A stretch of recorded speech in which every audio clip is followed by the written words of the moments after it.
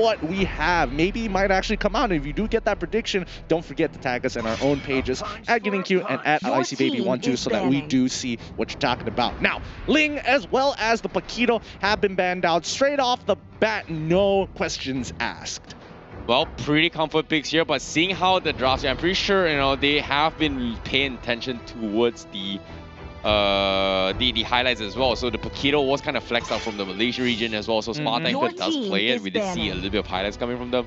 But my question here is, what is going to be a priority here? We did not see too much of a Barat's pickup coming from the Philippine region as well. We do see a lot of Saber. We do see a lot of X-Proc here. Harley is going to be a huge priority. But are we going to see any kind of supports coming anytime soon? So far, the entire day here, we've only seen one Rafaela game. That is true. And the one Rafaela game, obviously, it had its plus and minuses, but I think we want to see something more exciting. And, knowing that Spartanker is playing, like, just give it to him. Give him his one and tried and true. Something faster than light. Something that truly defines family. Johnson, give it to him. Give it to him. Come on. Really? We're going with the Torero joke now? Okay, I gotta stop. I really gotta stop. I thought you would not stoop that low. Yo, my Facebook page is already full of freaking Fast and Furious memes. Like, it's tough. But now, here we go. X-Borg going to be the priority pick coming in from the serial killer. Hey, X-Borg's pretty fast. You spin around really, really fast. He works that way too, Not gonna lie, he spins really, really fast and shoots out fires. I think that's defined as something else. But for now, 32 seconds on the clock for Team to decide on what they want to do. I wonder if they've done. I'm very curious to know how much research teams have done against each other. Even though it's a quote-unquote friendly match, you can tip the odds in your favor if you are well informed. And not just well informed here, talking about competitiveness here, some of these creators here have shown that they are very, very competitive. Oh yeah, and they're just good at the game. I like this opening pick here. Lunox is a pretty safe pick as well here. You can flex it out on the side lanes, you can flex it out in the mid game. And to my surprise, that's actually the first Lunox game for today. I'm sorry, is this MPL already? Do we take the fun out of it already? It looks like they're going for some serious meta picks here coming in from Team. I want to see, it could turn a different direction at any point of time here, but I'm keeping my mind open. You gotta take a look at the picture, right? Focus on Team right now from Philippines.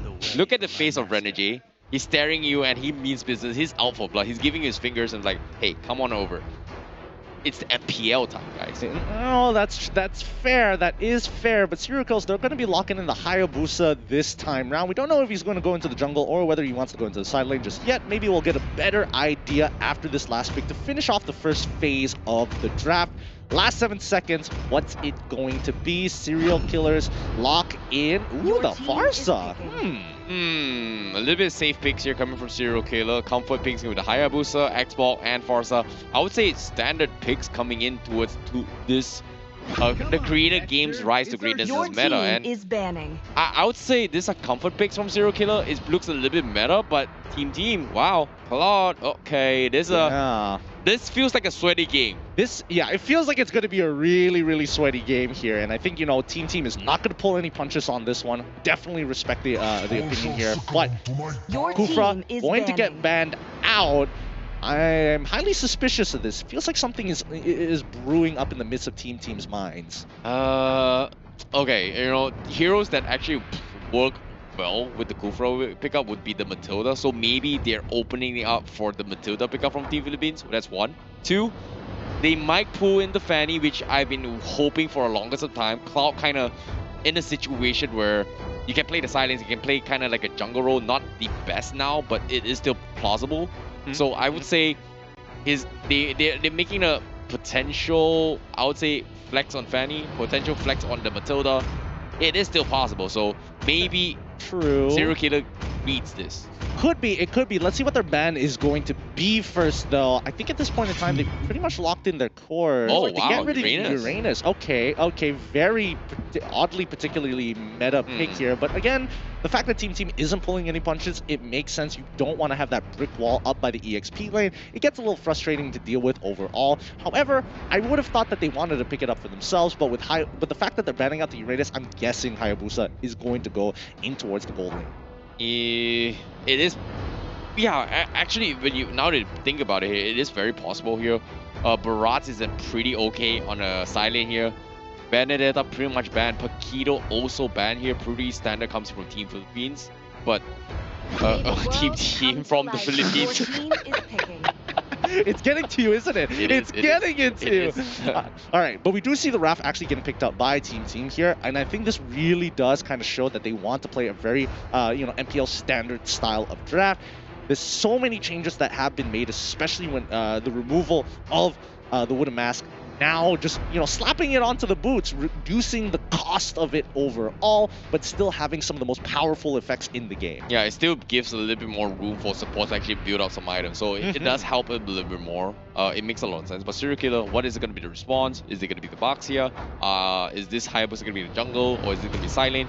Seems like they have a lot of options with, but it looks like they don't exactly have much of a choice here.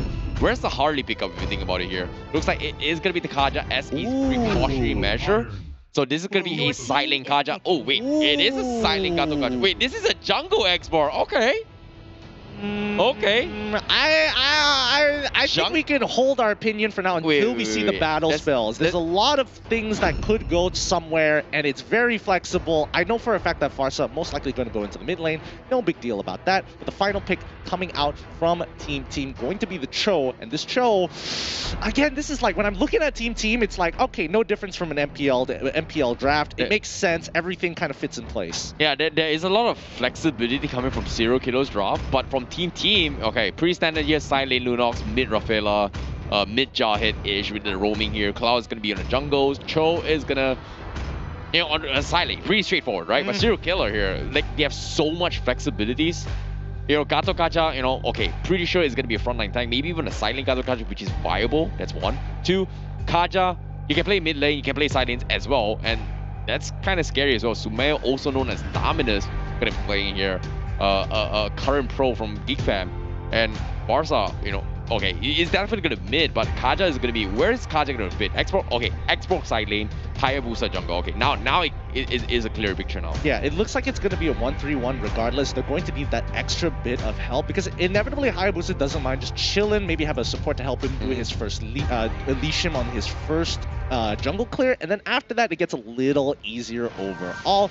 But yeah, this is generally what we were expecting here. Farsa going into the mid lane. Whoa, Export, hello, Warbringer coming in straight from the back. H2O does realize this very quickly, and it does slow down their reach. However, this Viraga armor will break, and in the meantime, Warbringer is going to keep harassing Escott. Wait a minute, this is not a side lane Export. This is a straight up tank Export. Let's go, tank Export. Aaron now taking quite a bit of damage here. Kara did get some good hits so far, but it did slow down this Claude. Claude still level 1. Yep, and as of now here, Sumail on the side here is going to get harassed from Renegade, and surprise, surprise, Renegade is actually taking a lot of damage on the side lane, so this is not so good. Meanwhile, Warbringer, what is this, the tank export? He's just farming jungles. He's going to try and kill H2O. Is he going to go for a dive here? Will the jungle be stolen? No, it's not. Warbringer will be losing out of Furika armor, but Aaron is there to provide assist. Kara is going to be provided assist as well. Flickers away. It's going to be A-okay. Aaron goes for a flicker here, but he's got a little bit more chip damage, but the sustains from Asgard will give them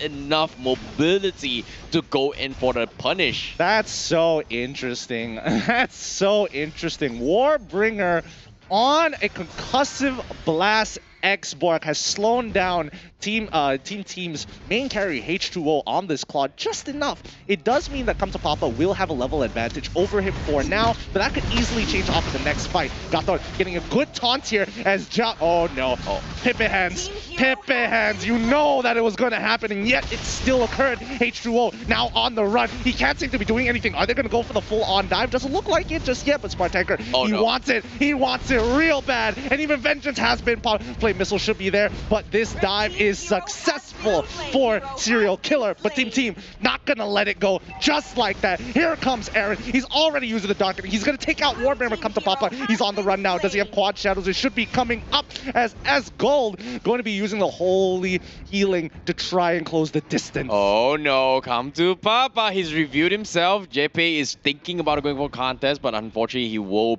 respect that a little bit. overcommitment here, but Serial Killer with that aggressive dive managing to get a kill. However, economy-wise, Team, they are still leading. How is this possible? Well, I mean, remember, whenever you're disrupting your opponents, you are also losing out in terms of how much gold they're sharing from the lane itself, and not to mention just hard farming in general. Like, Team has been very efficient.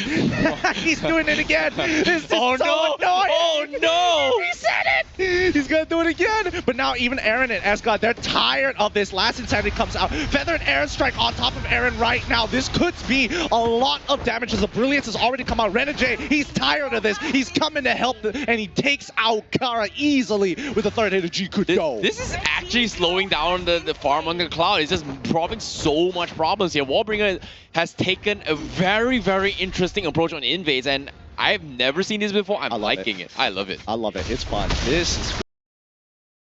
But now, as you can see, that he's just chilling around the turtle area. He's giving that information. Team's making the call. Okay, we don't need to touch this right now. They've got it. They have prio. There's no way we get on it. H2O just hit level 5. We catch up to come to Papa, get to about the same levels, and we'll contest the next fight. Oh, Wallbringer with this tank X-Ball, he's gonna get chipped away, but that's what he's expecting here. We've talked about how annoying X-Ball is here. Arguably, it is favorable on the tank role. He's just demonstrated to us that it is very possible. And it's very, very frustrating to Oh deal no. with. Okay. Luckily, nobody tried to open the map there. That would have spelled a lot of doom for them. But Aaron continuing to try to be aggressive on this Lunox, making sure he's keeping tabs of all the members from Serial Killer just to make sure the side lanes don't get affected too much by it.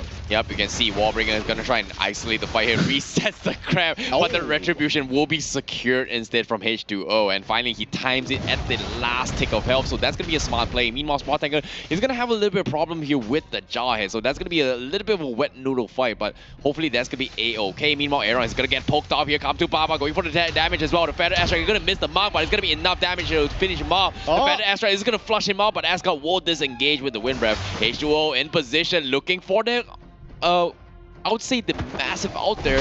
Unfortunately, not going to commit to this, and Spartanker, surprise, he's actually doing pretty okay. Forcing the Jarhead down bottom is actually going according to their plan. I mean, he has Vengeance as well. The only way Spartanker dies here is if he accidentally gets ejected back into the turret and takes way too many hits. But however, I will say that I don't think even Come to Papa was expecting Warbringer to bring down S-God that low. Like, you can clearly visibly see him like, wait a minute, I could have actually gotten a double kill there. Yep, agreed. Spartanker just trying to be a meat shoe. He's going to try and open up the map, and looks to me, Team, they don't exactly have damage yet. They need H2O to join this fight with the Blazing Duet. He's got a Hyper. They're thinking about fight, but seems like Team, they are a little bit afraid. Warbringer trying to set up the baits here. JP is a little bit afraid to go in for the contest. Looks like they will respect this and back out of this fight. The turtle is going to be the bigger picture coming from Team.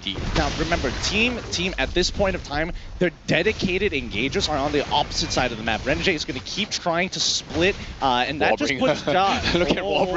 Whoa, here comes a massive one. Doesn't seem to connect. Blazing Duet not going to be available yet, but Spartanker stops him in this track. The Blazing Duet a little bit late to the party, and he won't get punished here as Sumail goes into the backlines, goes in for the finish, and that's going to be Team completely backed out. What a catch coming from Spartanker, stopping the Blazing Duet in time. That was a huge play, and they net themselves 3 kills to 1. However, they did lose 1 turret in the process. Renegade continues the split push here. Come to Papa should be able to get mid, but here comes Renegade. If he can get a really good hit here, third hit of G-Kundo, way in the dragon, under the turret. Come to Papa, doesn't have ult, he's 1 HP. Get out of there, my friend. You need to live, and Renegade doesn't have the movement speed to catch on up. He just got his G-Kundo up as well. That is such a feels bad moment. Oh, Come to Papa was so fortunate he had the turtle buff shield. Because of that, he was able to keep out alive. And meanwhile, Warbringer already flexing the fact that he does have an early immortality here. And at this point in the game here, this Xbox is going to get even more annoying.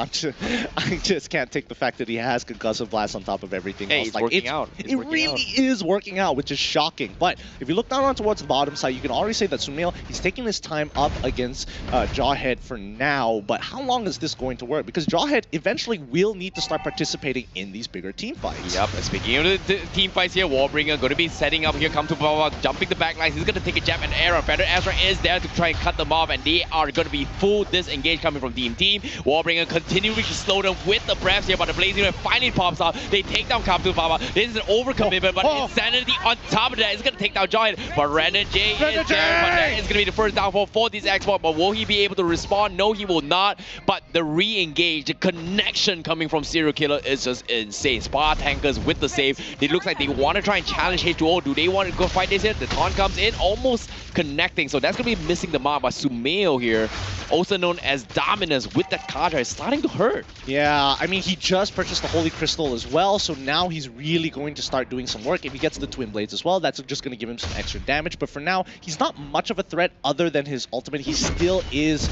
required to depend on his teammates for that raw piece of damage. Here comes Kamta Papa. He's so aggressive in front of Aaron and as well as Escott, trying to bait out somebody from Team to make a move. Yep, Spa Tanker looking for the taunt. Oh, did not connect. The ejector is going to disengage him here, but he does have the Vengeance. That's going to be a-okay, but the turtle will be secure. But the re-engage from Spa Tanker catches off Asgard, but Serial Killer says we do not want to overcommit here. The idea is there, but Team, they are backing out of this fight. Renegade going to be poking at the armor. Is it going to be able to connect? But Warbringer is going to respect this. So that's going to be a little bit of a tussle, but Team seems like they are having a very clear picture that they need to drag this game long enough for Papa to kind of lose out his steam.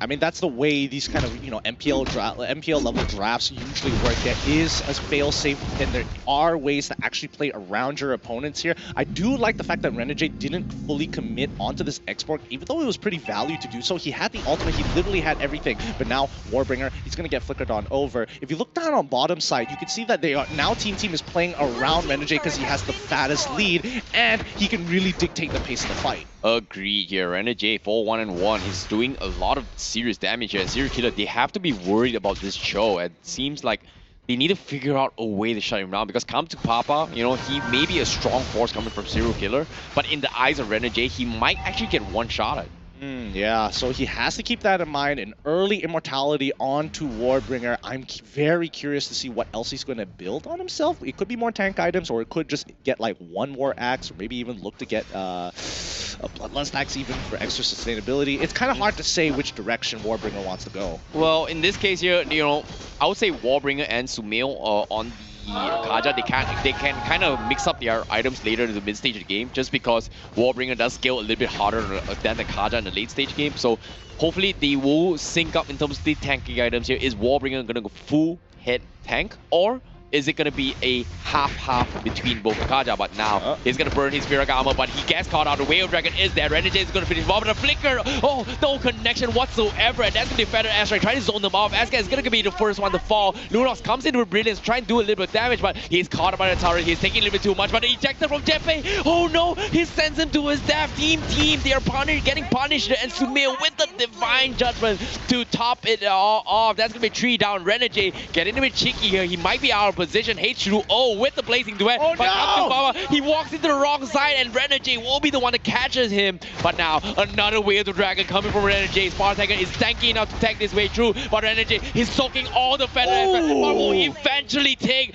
the Gato Gacha, but Warbringer is looking to go for the finish. Sumeo will save the day with the aggressive flicker. Take down one. A double kill for this Gacha. A Serial Killer are doing it. They're taking down Team. Oh my goodness. Both sides are not giving up. They are relentless. Whenever you see a trade kill, you can almost literally see their blood pumping. Warbringer is now in a very dangerous situation. Oh no. He lost the Brilliance. The Brilliance is done it. Warbringer goes down instantaneously as the help of Ja is there. Oh my goodness. This Jawhead continues to put pressure despite being 1-4, despite him looking to hold on to the bottom lane. There is still relevance in this hero. Very, very quick reactions here coming from Team to respond, knowing that Serial Killer is immediately tapping on the Lord. And any decision other than rushing to that deck, they might have just lost the Lord right then and then. So great response coming from Team. There is a very big buy coming out from H2O. He did buy the Winds of Nature, so that means he's not going to be able to take any physical damage for a time being once activated, which is very useful, especially against Come to Papa. Sumeo here trying to bait some sort of reactions. Jawhead has pretty much revealed himself down bottom, but H2O is still trying to bait with this Lord. And no response yet coming from Serial Killer here. Wallbringer is going to face check some of those rushes, but he needs to be careful that he does not have those immortality up. So it's going to be the calm before the storm, but Team, they will still have control over that Lord. However, little did they know, Renegade is actually off the radar up top. So Serial Killer, if they know this is happening here, they can look for a reaction soon. Now, face check is with the Wallbringer. He's going to get focused down. He's going to be A-OK. Last Insanity used to disengage, and he's going to back out completely. Come to Papa. Also going to go for a couple pokes here, but Aaron from behind. He's looking for the Darkening combo, but he's waiting for the right moment to strike, and Serial Killer is not giving to them. However, Spartanker, he's doing a great reaction there, but the Lord, very, very quick damage here, not enough to go in for the fight, and that's going to be the Divine Judgment coming in to stop the Unstoppable Force, and another ring gate coming from Spartanker to cut them out in track. But where's the follow-up? Spartanker is super tanky. Where's the damage? They need the Blazing Duet, but Serial Killer says we do not need to commit into this fight. Ooh, that was a little Sag, I'm not gonna lie. Jawhead using his Unstoppable Force on all people. It is going to be on Sumail, who still has the Divine Judgment, ensuring the kill and pulling him away from his team. Oh, H4 actually gets hit by the Fire Stakes. Kind of interesting. Firaga Armor should be breaking off the auto attacks here. Purple Buff, again, goes to come to Papa. No real contestation, especially since the positioning of H2O wasn't close enough to get him in range of Retribution. That's a very, very rough game here coming from Serial Killer, because Team has been waiting for this moment here. It's 14 minutes past the game. H2O, despite not having kills, is starting to hurt with this Blazing Duet. And like you mentioned as well, with the Winds of Nature, come to Papa is going to struggle to actually hunt him down.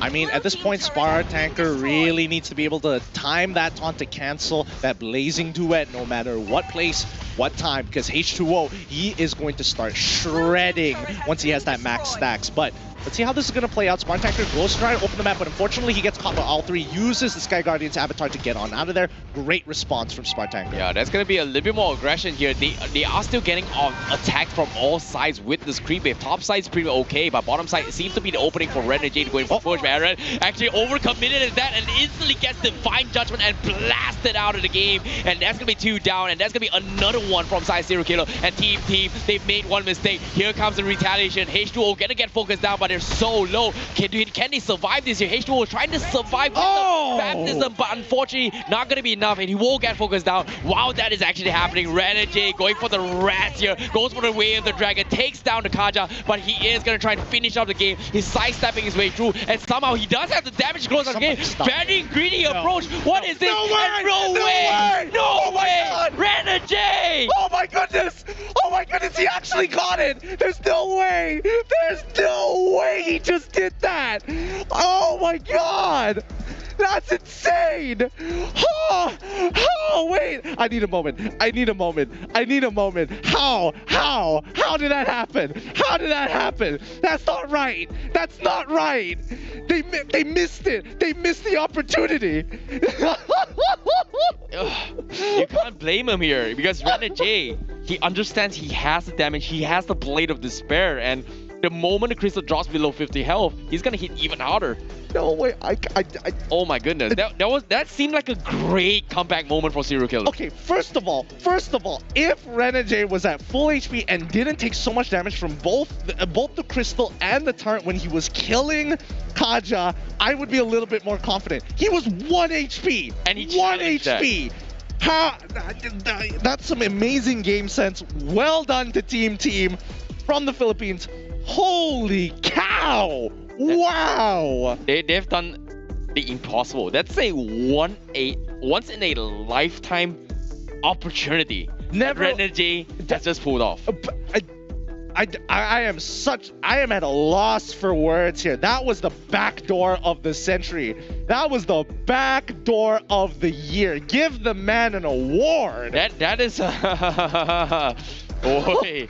I want to take a look at the highlights once again, because let's throw it over to the highlights, because I need to see that last part all over again. There's no way he pulled that off successfully. That's crazy, dude. I know, right? That was something that I did not expect at all. But let's talk a little bit of highlights here on how it all went down. Serial Killer, they had the upper hand. They were just dominating their early stages game. Team had no response just because of how annoying this Xbox is. Wallbringer has taken Xbox transform on a different play style here with this tank strategy, and Spartanka with this big clutch stopping the potential steal onto his turtle was what allowed Serial Killer to continue snowball through this first turtle fight. I mean, I'm not gonna lie, Serial Killer had some really good team fights. They knew for a fact that if Team decided to go for that engagement first and waste their resources first, Serial Killer has a much bigger bite back. But I didn't think that they were able to even the score like this. Like, just the two,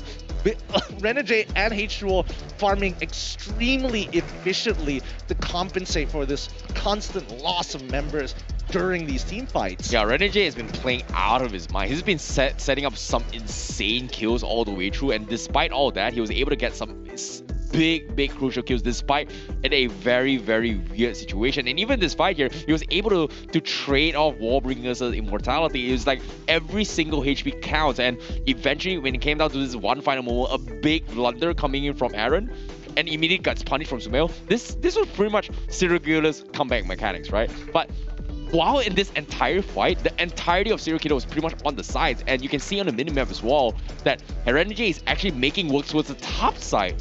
And the only one who kind of scouted this out was Sumail on Dominus here, but he was just too low. Immediately goes for the Rear Dragon, drops solo, down to the last tick of HP, and he's able to challenge the Crystal, and everyone from Serial Killer was not prepared to respond to this. Oh my goodness, he was like half a millisecond away from getting it as well. This is so well done. I mean,